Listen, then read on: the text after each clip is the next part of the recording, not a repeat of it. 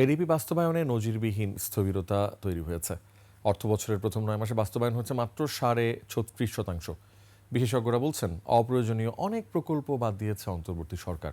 চলমান কিছু প্রকল্প নতুন করে যাচাই বাছাই করা হয়েছে। এছাড়া বিগত সরকারের আমলে সুবিধা নেওয়া ঠিকাদাররা প্রকল্প ছেড়ে পালিয়ে যাওয়ার কারণেও ব্যাহত হয়েছে প্রকল্প বাস্তবায়ন।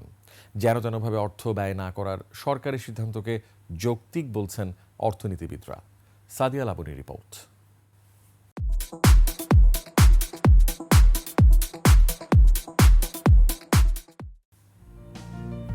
বার্ষিক উন্নয়ন কর্মসূচি এডিপি বাস্তবায়নে অস্বাভাবিক ধীরগতি। চলতি 2024-25 অর্থ বছরের বাকি আছে মাত্র 1.5 মাস। তবে এই সময়ে এডিপি বাস্তবায়ন হয়েছে মাত্র 36.65%। চলতি অর্থ বছরে এডিপিতে বরাদ্দ রয়েছে 2,78,289 কোটি টাকা।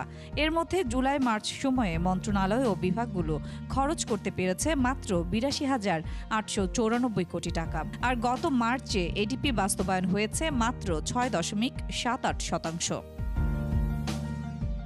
রাজনৈতিক পট পরিবর্তন, ঠিকাদারের অনুপস্থিতি, নতুন করে প্রকল্প যাচাই বাছাই, অপ্রয়োজনীয় প্রকল্প বাতিল সহ নানান কারণে এমন পরিস্থিতি বলছেন অর্থনীতিবিদরা। প্রজেক্টগুলো কাটছাট করছে এবং এডিবি থেকে কিছু কিছু প্রজেক্ট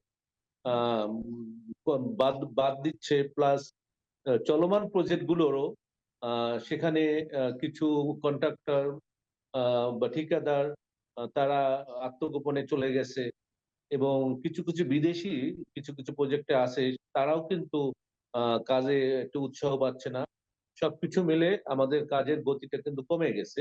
প্রকল্প বাস্তবায়নে গতি আনার পরামর্শ তাদের। সেই সাথে প্রকল্পের গুরুত্ব বিবেচনায় বরাদ্দ দেয়া, যেসব মেগা প্রকল্পের অগ্রগতি ভালো সেগুলো শেষ করা জরুরি বলছেন তারা। নিয়ন্ত্রক যে সংস্থা আছে, সেই সংস্থা তাদেরকে যে কোনো ভাবেই হোক কাজগুলো শুরু করা উচিত এবং টাইম বেঁধে দেওয়া উচিত যে তোমরা এই সময়ের মধ্যে কাজটা শেষ করবে। কেন্দ্রীয় পর্যায় থেকে নানা রকম তদারকি হচ্ছে এবং এখানে স্বচ্ছতা জবাবদিহিতা প্রতিষ্ঠা হচ্ছে। তো সেই কারণেই আসলে যেন তেনভাবে প্রকল্প বাস্তবায়ন করা হচ্ছে না এবং এখানে যে ঠিকাদারদের যে একটা চক্র ছিল, তারা যে কোনোভাবে যেন তেন প্রকল্প বাস্তবায়ন করতো এবং অর্থ ছাড় করাই ছিল মূলত তাদের উদ্দেশ্য। তো সেই বিষয়গুলো কিন্তু এখন আর সেভাবে নেই।